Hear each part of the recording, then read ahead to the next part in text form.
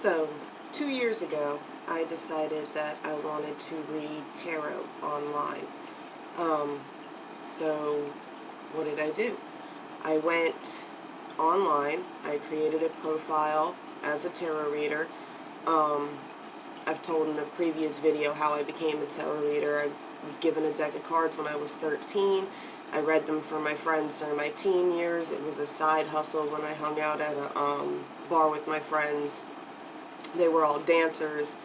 My side hustle was I read poker cards as tarot cards. So I didn't read from most of my 20s. I stopped reading, and I started reading again when I got back into my 30s. And like I said, 2 years ago I decided that I wanted to do this online. The problem I ran into was I didn't want to do it on video. I wanted to do it through email or something like that, but that really wasn't working out, and I didn't like the way, well, I like doing it on Messenger because it's a one-on-one conversation, but there's really a flooded market for that right now. So I looked for other opportunities. I figured maybe I can draw on people by doing YouTube videos, but the problem was YouTube's super flooded with that too. So I was like, alright, so how can I spin this again? During this whole time too, I kept doing other things because I'm ADHD Aries. I also started the Coven the Silver Cord, mainly as an area because I did tarot readings in so many other groups, and it was all witches groups and stuff like that, so I figured I would just share my knowledge.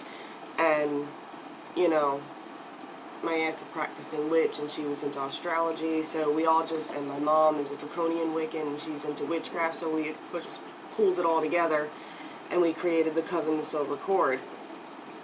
And that was the place that we had started doing this thing called Cards and Coffee, which really kicked it all off. And that's the point I'm getting to in the video. The reason I've been making all these rambling videos on YouTube is so I could get the confidence up to do live Cards and Coffee in the Coven the Silver Cord. So we're going to be starting that Monday at like 11 p.m. Eastern. If you're already in the cord, I'll make an announcement probably tomorrow on the definite time of it. I got some friends ready to join me up over there, so we've been working that out. I've also been working on doing live tarot readings on another platform called Twitch, just so that I can have a variety of audience to read to, because Facebook is a lot of women, so I was trying to find a way to split that demographic so that way I had different perspectives that I could read from to keep me from getting bored of reading tarot, because that is what happened when I tried to read by zodiac signs. It was just way too vague. I mean, they're really helpful in a sense if you already know how to use your sun sign, rising sign, and moon sign appropriately, like your sun sign are your most dominant traits. So if you see your most dominant trait as a problem in a reading, recognize that, alter it so that you don't have the same responses that the reading, whatever. You know, the rising sign, that is more of a subconscious mindset that grows. You grow those traits throughout your life. They usually start to peak around your 30s. And then you got your moon sign, which has the most dualistic characteristics in you. It's the most subtle characteristics, but usually that's where all your shadow work is going to be hiding, is in your moon sign. There's good qualities. Like I said, the moon is a cycling type thing, so if you have a cycle in your life, you should really look at your moon sign, because that might be where there's a problem lying. Anyway, so yeah, I've been making these rambling videos so that way I get used to having conversations with people on live mini readings over in the Coven the Silver Cord. And I just wanted to share that with you guys today. It's the summer solstice.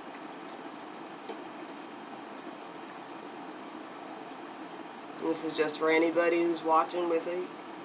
Those few of you that have been watching, which is funny because I noticed that some of you that are watching are people that didn't want to hear anything I had to say when you were around, but now maybe you understand why I've been doing what I'm doing.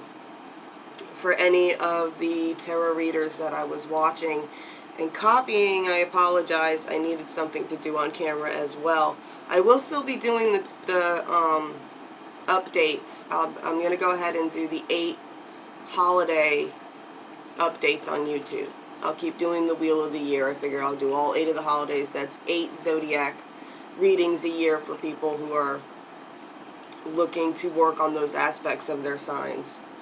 But I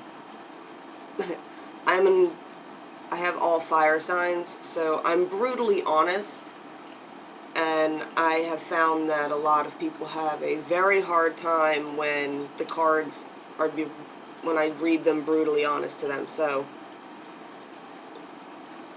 that is what it is. That's how I read. I read for things that you will be facing and that you will need to overcome, and there's no point in your life that you will not be facing something that you need to overcome. But for those of you who have been tagging along this ride with me, we got abundance, strength, passion, and compassion.